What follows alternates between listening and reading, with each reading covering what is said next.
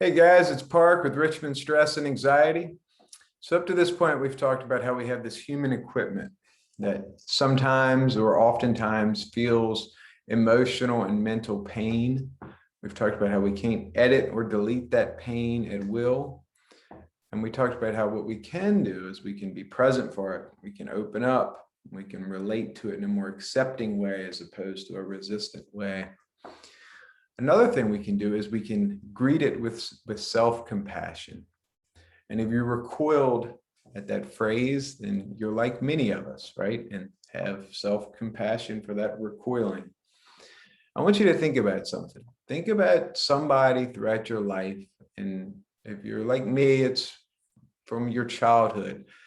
Someone in your life who looked at you with just unconditional love and acceptance. They were almost like embarrassingly doting because you could almost do no wrong. But when you were in their presence, you didn't feel wrong. You felt completely whole and completely accepted and loved. Just imagine that person for a second. Imagine the details of their face and the setting and how old you were.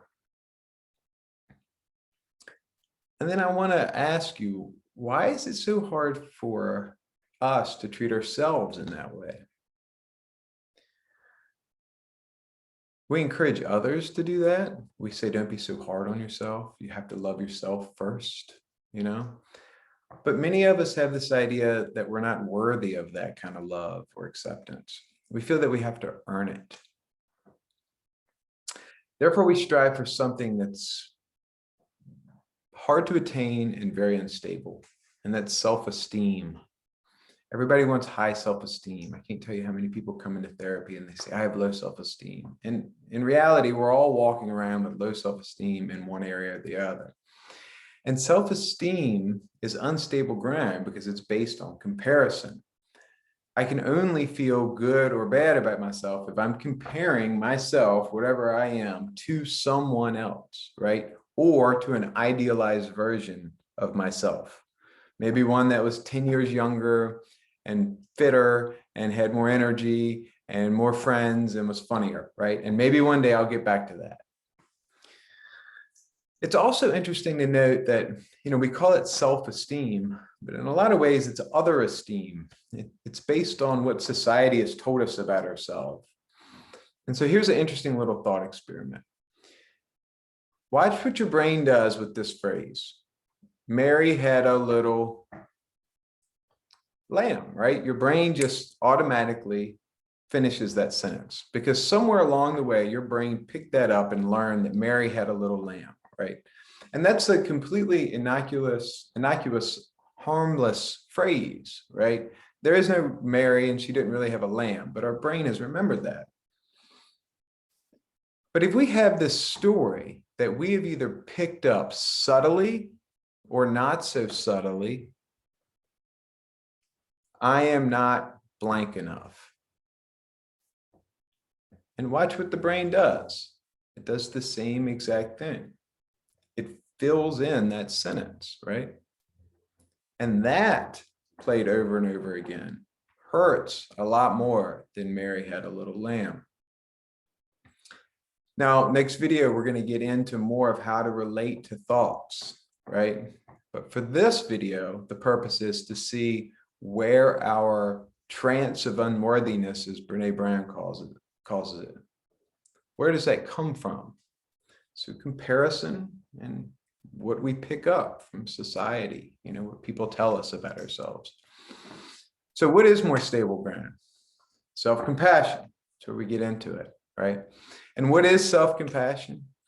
It's some of what we've already done. It's acknowledging and accepting what's actually here. It's validating our human experience and then applying this loving balm of self-compassion. And we can go as gooey or not so gooey as you feel comfortable with. It's totally person dependent. So another thought experiment. Think about two coaches, right? And one is this old school, like 50s football style, if you're a sports fan, Bear Bryant coach, who's cussing you and who's telling you you're worthless and you got to pick it up and he's just in your face, right? And the other coach is more maybe like a John Wooden. He's encouraging. I see you. I see you working hard. I see you doing your best. You're doing a good job. Nice try on that one. Nice shot on that one. You did it. Good job. And ask yourself, which one would you in the long term respond to? Which one would get better results from you over the long term? I mean, the drill sergeant might scare you into short-term success, but is that sustainable? And which one would you be happier playing for? And it's probably the second coach, right? And that's what we're aiming for with self-compassion. We want to be that second coach to ourselves, because God knows we don't have any other coach doing that for us. If we're not doing it, no one is, for the most part. And when we're talking about self-compassion, we're not talking about just blind optimism and positive thinking. And we're not talking about self-indulgence where we eat a bag of Oreos and we just say, okay, that's okay. Just eat as many Oreos as you want, because that's not self-compassion. That doesn't lead to well-being and contentment for us. That's just short-term pleasure, right? We're talking about relating to ourselves as though we would to our best friend, or as our best friend would to us. So let's get experiential and try an exercise. So Kristen Neff, who is a leader on this topic and has some great stuff, she advises us to be a compassionate mess, which I love, because it indicates that we're not trying to eradicate any of this stuff. We're all a mess in some way. We can remain a mess, but let's be a compassionate mess, make the journey a little happier. So think of a challenging situation or something about yourself that maybe you're not quite crazy about, that you wish that you could change. Something that stirs up some emotions for you. And so we're going to do our first step that we did last time with dropping the anchor. We're going to acknowledge and accept what's actually here. So when you think about that situation, what emotion's coming up? And where do you feel it? Again, we can draw it. And we can just check into this inner room and see what's showing up. What is the difficult part, the pain that this emotion elicits? We want to sit with it and breathe into it. And we want to treat it like that orphan. And we're going to drop the struggle with it. We're going to let it in. It's allowed to be here. No more fighting. And then we check into this mental room. What's the story that's playing? What is the I'm not good enough story that's playing right now? Or it shouldn't be like this. Just pause for a second and really recognize the story that plays, that feeds fuel to this fire. And recognize, just like the emotion, we're not trying to eradicate the story. You came by this story honestly. Mary had a little, this story is part of you. So we're not trying to eradicate that either. So once we acknowledge and we check in,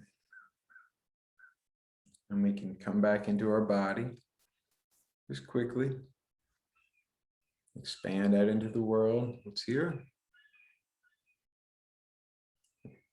Once we're good and grounded, I want you to take your hand, hold it palm up.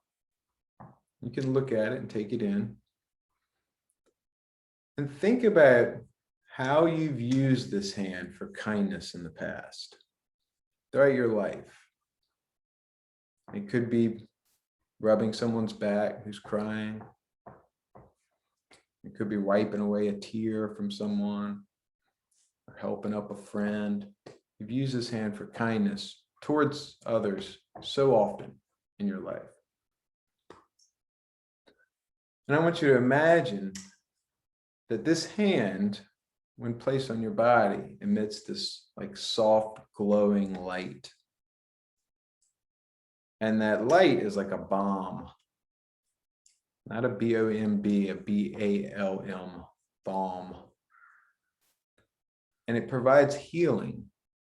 I want you to place that hand right where you feel the pain, wherever it is in your body. And just breathe into that. And when you do, imagine that you're breathing that warm light into that area. Not to eradicate it, but just to soften around it, like you're comforting that orphan that showed up. Breathe into it and just send that light right towards that pain to just kind of infuse it. And now to add to this, think about what a good friend would say to you. And again, this is where you can test your gooiness comfortability. It could just be, hey man, you're doing a good job. I see you trying your best. You're doing the absolute best that you can. Good job. I think you're a good friend, a good dad, a good son or daughter, whatever your role is in life. Hey, I see you doing a good job with that. You're trying your best. Or you can go gooier. Hey, I love you. I accept you. You're lovable. I'm proud of you. Right? And some of you are probably wincing at that. Even I feel a little wince at that. I'm nice and conditioned too.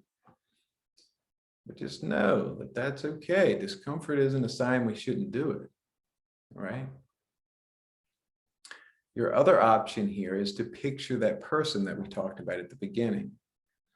Visualize that person relating to you. What would they say to you in this situation? What would their exact words be?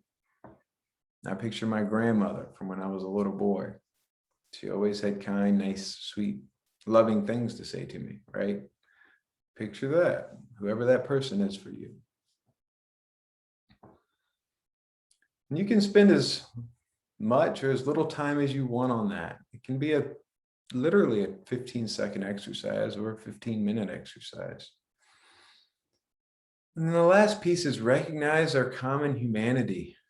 Recognize that you're not the first person struggling with this, nor will you be the last. That probably what you're experiencing is a common human struggle. It's impersonal more than it is personal. And if you've made a mistake and that's part of it,